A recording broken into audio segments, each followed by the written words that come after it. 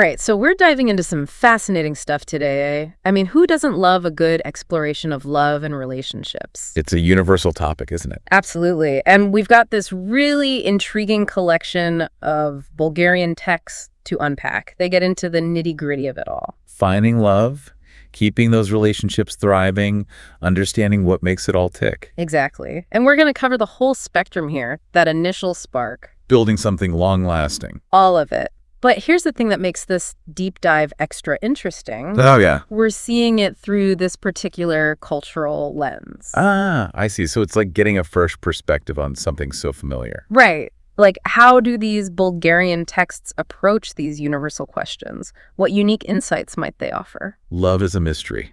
It's a great title, isn't it?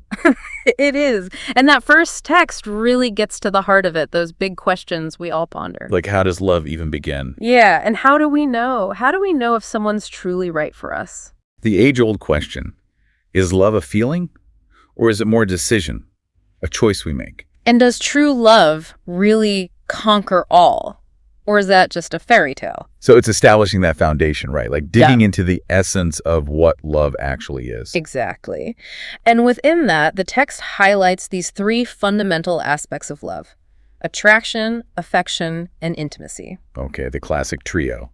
But I bet there's a twist. Well, the text suggests that a harmonious connection requires a balance of all three. You know, you might have that initial strong pull, that attraction, but without the warmth of affection and the deeper bond of intimacy. It's likely to fizzle out, like a firework. Yeah. A bright flash and then nothing. Exactly. So it makes you wonder, which of these elements do people prioritize? And is there a particular emphasis within these Bulgarian texts? Maybe they prioritize one over the others. It's a good question. And then there's that whole debate the text brings up, whether love is primarily an emotional experience or something more. Deeper. Right, like it involves reason, conscious choice. It's challenging that notion of love just sweeping us off our feet, isn't it? It does. It suggests we actually have an active role in cultivating love. Okay, so that leads perfectly into the second text.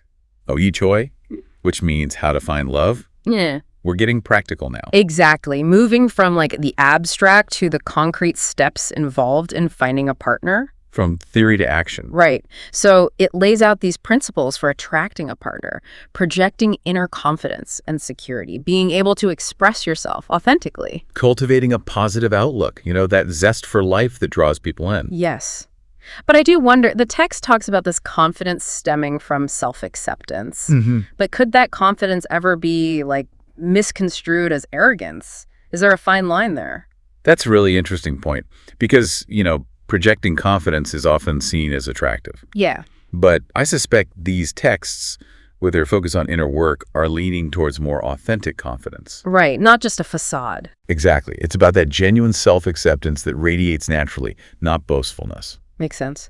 And then there's the whole communication piece. The text highlights developing communication skills as essential. Oh, absolutely. You could be the most self-assured person out there, but if you can't actually communicate who you are... That you want. Exactly. Then forging a meaningful connection is going to be tricky. It is. So I'm curious, are there any specific communication styles that these Bulgarian texts seem to value over others?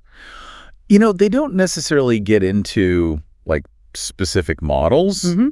But that emphasis on authenticity suggests a certain directness, honesty, openness. So no game playing. Right. It's about being your true self, expressing your needs clearly, building that mutual understanding. I like that. And of course, there's the whole positive outlook thing, embracing life with enthusiasm. Who wants to be around someone who's constantly negative? No one. And then the text asks us to do some serious self-reflection. What qualities do we genuinely seek in a partner? And here's the kicker. I know, right? It asks, what kind of person do you need to become to find that connection? It flips the script entirely. It's not just about what we want in someone else. It's about who we are ourselves. I love that. It really suggests that, personal growth is intertwined with finding love. Absolutely. It implies that we attract what we are, not just superficially, but on a deeper level. So we got to work on ourselves too, huh? Seems that way. Now, there's a section within Oyara that uses this fascinating concept, yin and yang, to talk about compatible personalities. Ah, yes. For those who might not be familiar, yin and yang, those complementary opposing forces in Eastern philosophy. Right. So the text uses this analogy to suggest that a balance of different but complementary personality traits can lead to stronger relationships. Okay, so it's not about finding someone who's exactly like you. Not necessarily. It's more about finding someone whose strengths and weaknesses complement your own. So you kind of balance each other out. Precisely. Think of it like a puzzle. Different shapes fitting together to create a whole picture. I love that analogy. So differences aren't bad. In fact, They can actually contribute to a stronger bond if they balance each other out. exactly. Now, there's another point the text makes. It talks about observing potential partners in various situations. Ah, yes. Getting a sense of their true character. Yeah. Because first impressions, They can be deceiving, can't they? oh, absolutely. Seeing how someone interacts in different contexts, with friends, family, under stress. It gives you a much clearer picture than just like carefully curated dates, right? For sure. It's about looking beyond the initial presentation, seeing their consistent patterns of behavior. And the text really emphasizes that a lasting relationship needs both passion and friendship. Absolutely. It's not enough to just have that initial spark, that romantic intensity. Yeah. You need that solid base. Of trust, shared interests, genuine liking. Exactly. That blend of passion and friendship is key. Passion might ignite the relationship, Yeah. but it's a friendship that provides the long-term fuel. I like that. The fuel to keep it burning. Now, let's move on to another crucial aspect highlighted in Torah, the role of communication and shared values. Can't have a healthy relationship without those, can you? Not really.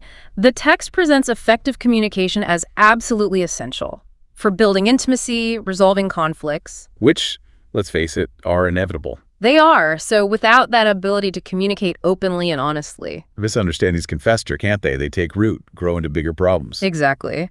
And then the text talks about the significance of shared values and life goals, for long-term compatibility. Because you could have great chemistry, fantastic communication, but if your fundamental visions for the future clash, It's going to create friction down the line. it is. So those shared values, they act like a compass, guiding you in the same general direction. And the text mentions the importance of mutual respect, being able to navigate disagreements constructively. Because disagreements are normal in any close relationship. It's how you handle them that matters.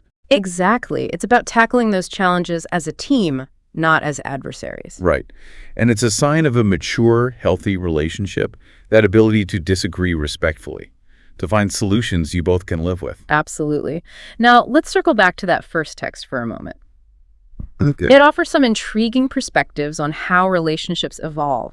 It talks about the different stages of love, starting with that passionate intensity. And then moving towards a deeper companionship. Right. It's acknowledging that love isn't static, it's a journey. It changes over time. Hmm. Like the intensity of that initial passion often settles into something calmer.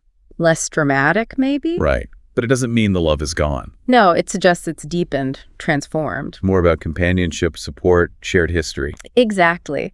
And the text explores this idea that love can actually evolve as you and your partner grow and change, because what you need, what you appreciate in a relationship, might be different 10 years down the line.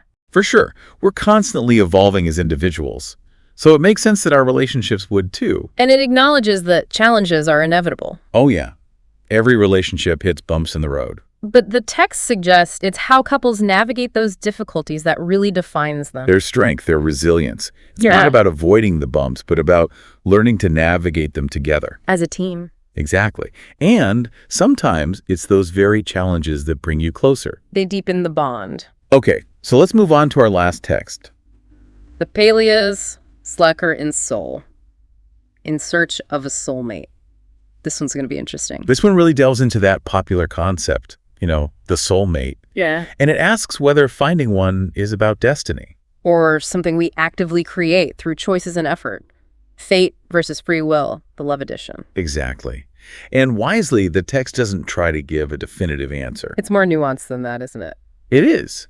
Instead, it examines all these different aspects of compatibility, acknowledging that there might be elements of chance. But also conscious effort. Right, so it discusses different types of connection we might feel with a soulmate, starting with spiritual connection. The deep understanding, the feeling that you just get each other, often without even needing words. It's like a soul recognition, right? It can be incredibly powerful, feeling truly seen and understood at your core. Then there's intellectual connection. That spark when you can have stimulating conversations, shared interests.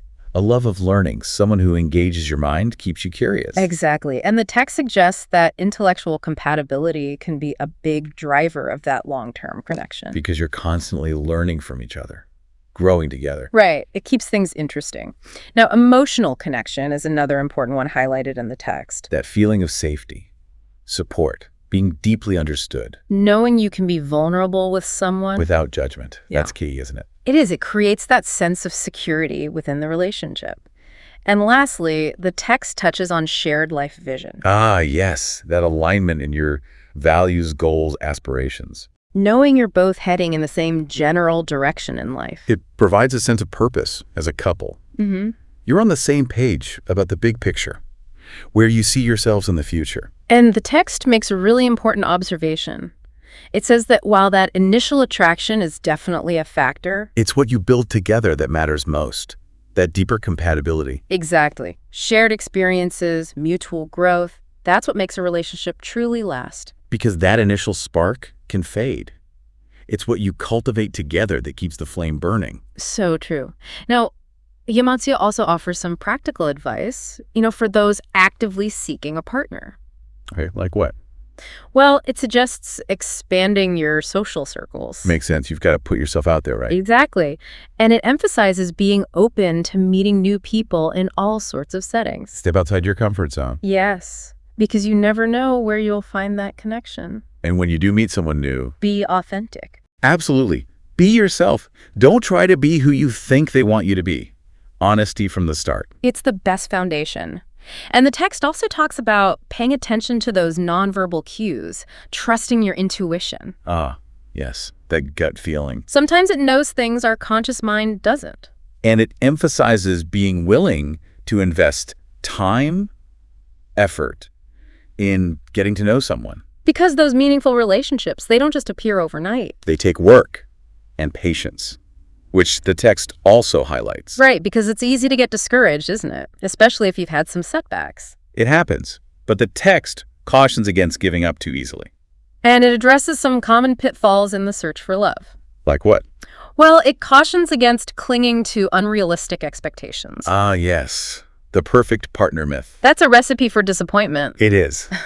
Because no one is perfect. And holding on to that idealized image can blind you to the amazing people around you. So true. And the text also stresses something really important. What's that?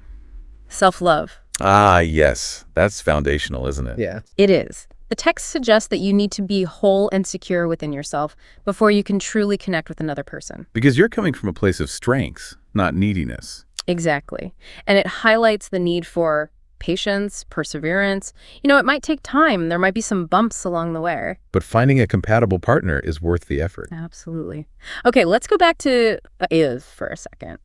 It reminds us of the importance of really understanding ourselves. Our needs, our desires, our patterns in relationships. Knowing our own history, what truly fulfills us. Self-awareness is key. It is. And the text encourages us to be open to different types of people, different relationships. Not to get stuck in rigid checklists. Because sometimes the most fulfilling connections surprise us. Yeah. They're not what we expected. So true. And lastly, Usha offers some really insightful guidance on how to recognize a genuine connection when you find it. Okay, how do we know? It points to a few key feelings: comfort, deep understanding, mutual respect, shared joy. Those are the ones that resonate, aren't they? The feelings that tell you something special is happening. They are. It's not just about the highs and lows. It's about that sense of ease, that genuine happiness in each other's presence. A feeling of being valued, understood, accepted for who you truly are. Exactly. And the text suggests that a true partnership fosters personal growth. It allows both individuals to thrive. So you're becoming the best versions of yourselves within the relationship. Exactly, lifting each other up. Okay, so after this deep dive into these Bulgarian perspectives on love, what does it all mean for us?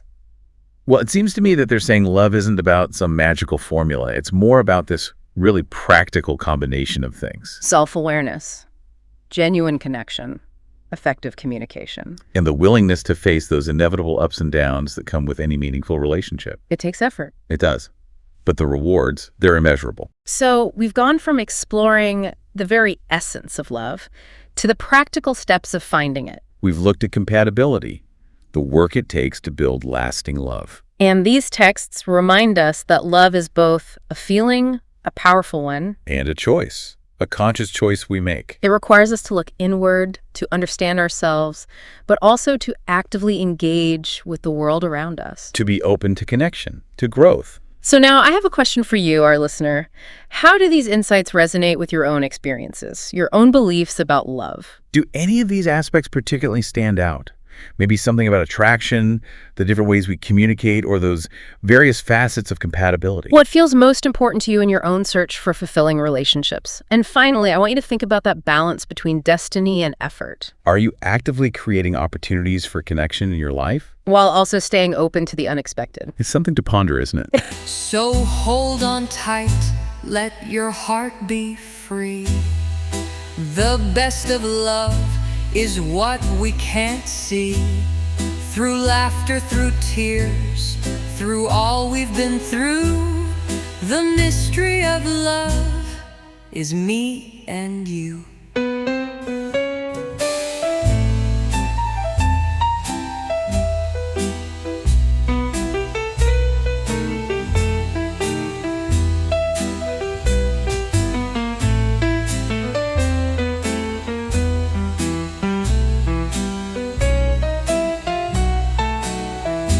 Oh, the mystery of love, how it pulls us near. Through every moment, through joy and fear. A journey we take, no map, no plan. Just hearts wide open, hand in hand. And if the road feels rough someday, just close your eyes, I'll lead the way. Love's not just words, it's what we do. A promise we keep, a path for two. The mystery of love is me